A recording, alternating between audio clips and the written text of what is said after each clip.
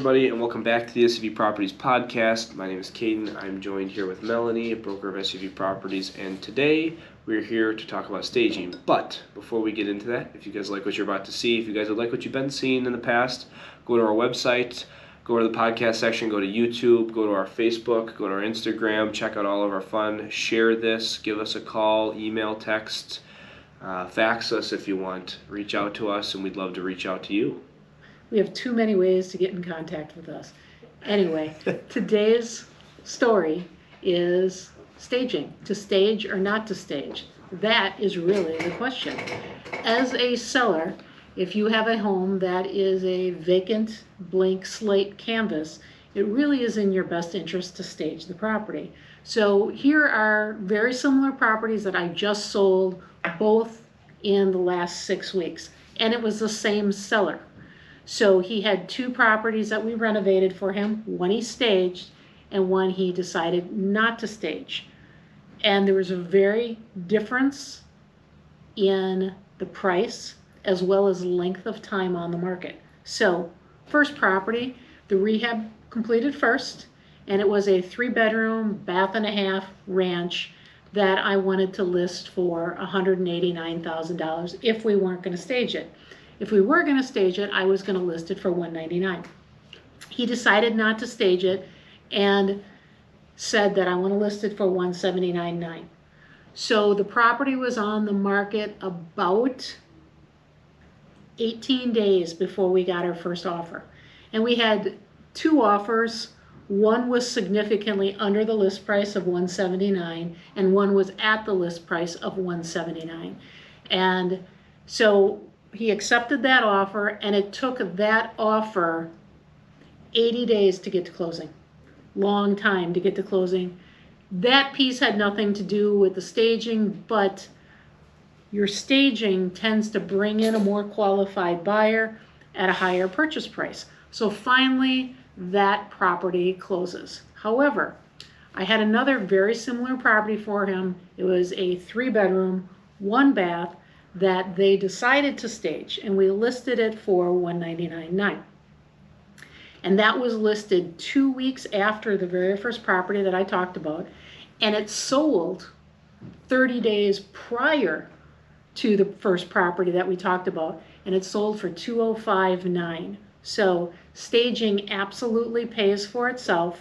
You get a more qualified buyer and a shorter time on the market, because we had 3 offers within 24 hours of being on the market with a staged home versus being on the market for 18 days before we got an at market or under market offer. So what's the moral of the story? Get your home staged. And for those who might not know, just because some might not know, what is it when you get your home staged? Just in case people go, what is it when you get your home staged? A home stager will do you can pick how many rooms you want staged, but it's typically the kitchen, a bathroom, the living room, and one of the bedrooms.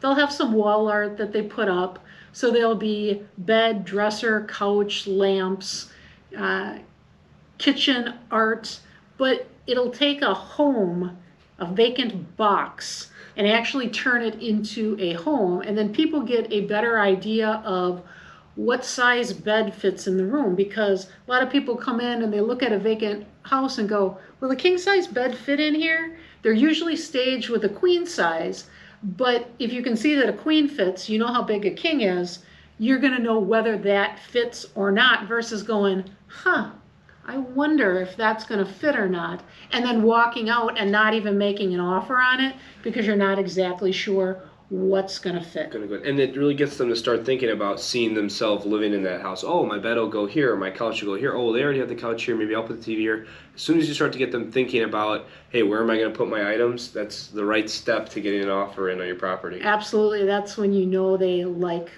the home. Now, another very important thing to remember about staging furniture. Staging furniture is never for sale to the buyer, because it takes the stagers too much work to try to procure all of that. And then the other thing to remember is staging furniture is designed to look nice. It's not designed to be functional. For example, the mattress is not a mattress. It's boxes that are covered up with a nice bedspread. The furniture is designed to be looked at, not designed to be used. So don't think it is high quality furniture. It is IKEA on steroids, designed only to look good and to sell your home.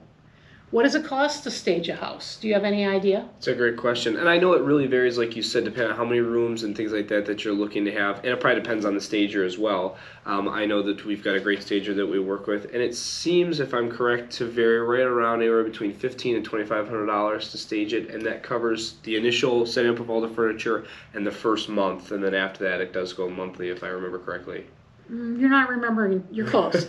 So roughly for an 1,100 square foot house, if you're staging one bedroom, a kitchen, and the living room, you're looking at setup and takedown fees of about $1,600, and then you have a monthly furniture rental charge that runs about $500 a month. So if you can go start to finish from staging, listing, to sale in 60 days, it's about $2,000 to stage a property. So in the world of it cost me $2,000 to stage a property, I sold it for $205 versus I did not spend the $2,000 and I sold it for $180. Did staging pay for itself or not? Very much so. And the time aspect too. You sold it much quicker. I mean, Sold it you much quicker. still have expenses while it's a vacant building. You've got heat, you've got taxes that are still accruing, you've got, lawn care, things like that. So Lawns, no heat, and then you have to worry about break-in as well. So we don't do any staging. We hire out all staging. However, if you as a seller or if you're representing buyers, to stage is the answer. Not to stage is a mistake. Thank you for watching this SUV Properties podcast. We appreciate you taking the time out of your day to watch this. If you like us, go to SUVproperties.com. See you next round.